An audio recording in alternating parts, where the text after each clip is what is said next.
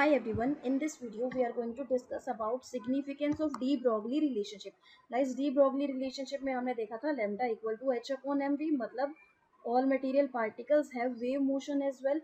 तो यहाँ हम देखते हैं इसका significance क्या है. significance है कि dual nature जो हमने देखा था, that is wave motion as well as particle character, ये applicable है हर material particles पे. applicable तो है लेकिन सिग्निफिकेंट है सिर्फ माइक्रोस्कोपिक बॉडीज पर ही ये सिग्निफिकेंट है.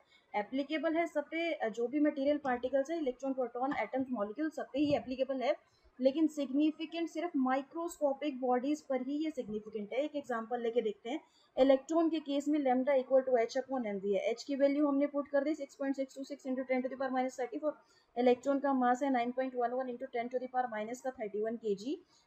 मल्टीप्लाई वेलोसिटी ऑफ इलेक्ट्रॉन हमने ये ले ली. इसको जैसे ही हमने सोल्व किया तो ये आ गया. अब ये वाली जो वेवलेंथ आई है ना, ये बिल्कुल वैसे ही वेवलेंथ आई है, उसी ऑर्डर की वेवलेंथ आई है जो एक्स रेज की वेवलेंथ होती है. X rays is a kind of electromagnetic radiation. तो ये बिल्कुल वैसी ही वेवलेंथ आई है जैसे एक्स रेज की होती है. तो ये यहाँ पर तो अपने लिए सिग्निफिकेंट है. इलेक्ट्रॉन क्योंकि माइक्रोस्कोपिक बॉडी है इसलिए ये तो सिग्निफिकेंट है, ये वाली वेवलेंथ सिग्निफिकेंट है. तो बोल के लिए क्या है, फॉर लार्ज बॉडीज, जैसे कि बोल हो गया, लार्ज बॉडीज के लिए क्या है, यहाँ पर फिर से हमने देखा wavelength equal to H upon M we.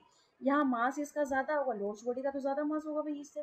तो और वेलोसिटी, सेम वेलोसिटी हमने लेके देख ली. तो अब यहाँ हमने देखा कि इसकी वेवलेंथ ये आई है, इसकी वेवलेंथ ये आई है.